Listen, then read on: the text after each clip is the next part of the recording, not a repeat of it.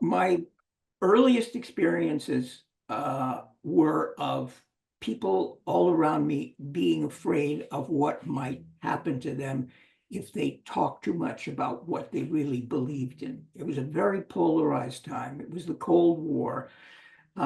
People were afraid of communists everywhere. And my father, who was a screenwriter in Hollywood, which is how come I got to get born in Los Angeles, was probably a member of the Communist Party, had been in the 30s, but he was a very left-wing guy and was involved in a lot of left-wing activities in the movie industry, organizing screenwriters and that kind of stuff. So he was identified by the FBI very early as a possible threat to the national security of the United States. Totally without foundation, but name calling goes a long way in periods where everybody's scared of what might happen next. And in this case, what might happen next could have been a third world war. So my father was investigated by the FBI, and then he was called before a congressional committee to testify about his political views. Well, people who were called to do that said the committee, which is a congressional committee, didn't have any right to inquire in their private views. So they fought them, and they were held in contempt of Congress and sent to prison. 10 screenwriters ended up going to prison for a year when I was about 5, 6 years old. The next person they were going to call who was going to get the same treatment was my father. So he decided, rather than face the committee and probably end up going to jail like the others, he would flee. And one afternoon, with very little warning, he packed his clothes in a suitcase in the garage, popped into his car, said goodbye to my older brother and me. I was 5 and my brother was 8, and drove to Mexico without any idea of what was going to happen to him, if he'd be caught at the border or whatever. Well, he made it to Mexico City, found a place for us to live, and about 8 months after he fled, we packed our bags and went to join him there.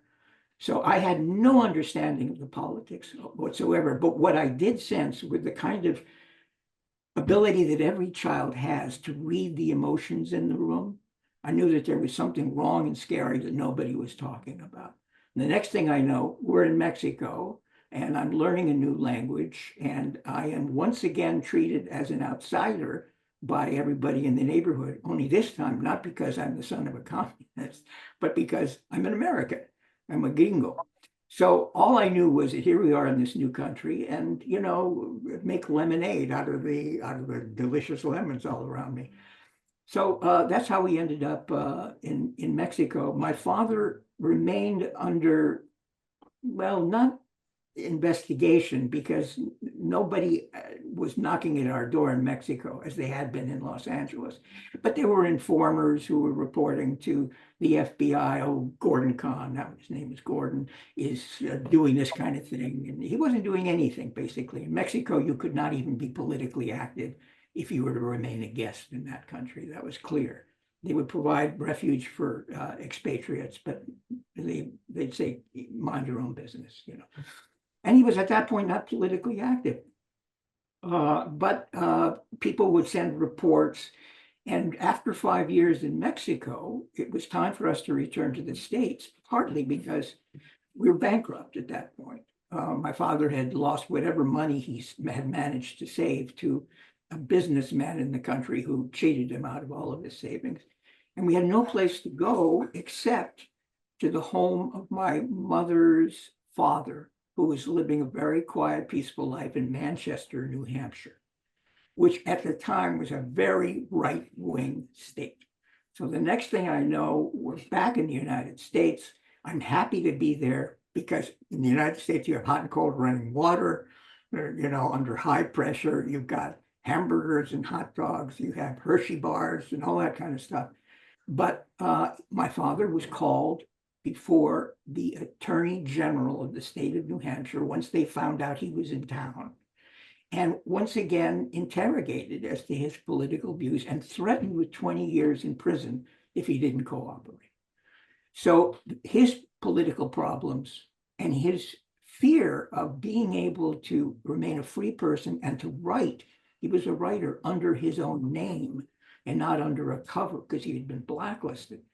that period never ended for him. He died before that whole blacklist period was over. And it was over almost weeks after he died, you know. It was a change of mood in the country, you know, like America's fashion, politics is fashion in a way in America. People stopped being afraid of people who were left wing all of a sudden. And he would have been allowed not only to resume his own name and try to make a decent living again, but nobody would have been afraid of him. But throughout his life, people were always afraid of being associated with him. We had very few close friends. And my mother and father did everything they possibly could to protect my brother and me from exposure to this kind of, you know, and they couldn't always succeed. So I grew up always being an outsider, you know, a commie in Los Angeles, a gringo in Mexico, and a wetback back in the United States.